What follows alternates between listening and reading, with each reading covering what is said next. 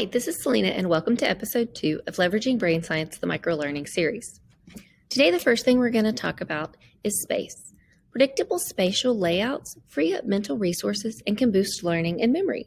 So, making sure that we use that space intentionally to help guide cues or give guiding cues to our students to recall previously learned information, or using it to also form predictions for future learning. So what this means in the classroom is consistently formatting things like your slides and your handouts is really beneficial for our students. It helps them to know where to look for things, where to find information, without having to expend a lot of extra brain power and mental energy figuring out a new system or figuring out where things are located. They can really just focus on the new learning or the skill that you're trying to have them learn. If they become complacent because it's something they always have things in the same place and they've stopped actually paying attention, you can throw something in and change up the spatial predictability to help draw attention to something new if you want. The next concept that we're going to talk about is context and state. So where people practice and how they feel during that practice form an integral aspect of what they learn. So what that means is in our classrooms, not just the external physical environment like the lights or your seating arrangements or the temperature in your room and what stimulus you have around them. Those things all play a factor in actually making that learning stick and making those memories for students. But in addition to the physical aspects, there's also the chemical and emotional aspects that also the state that a child is in mentally helps determine and it factors into all the new memories or learning that they are processing.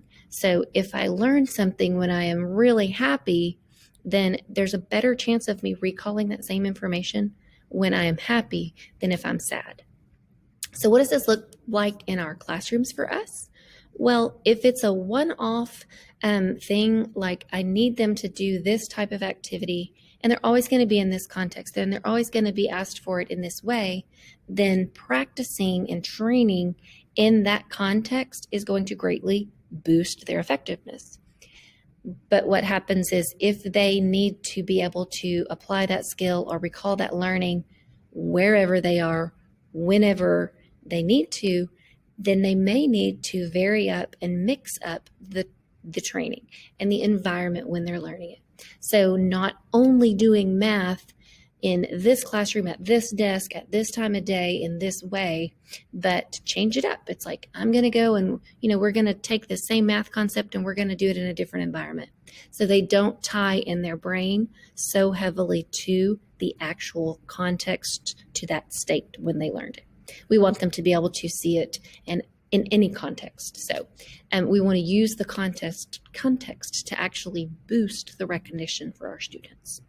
So those two things we do have some control over in our classrooms, and we want to help our students figure out how to maximize those.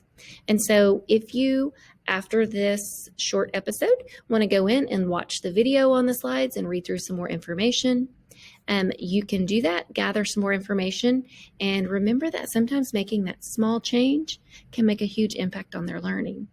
And I'll leave you with the question, how can you leverage the information on space and context and state to enhance the learning of your students in their classroom?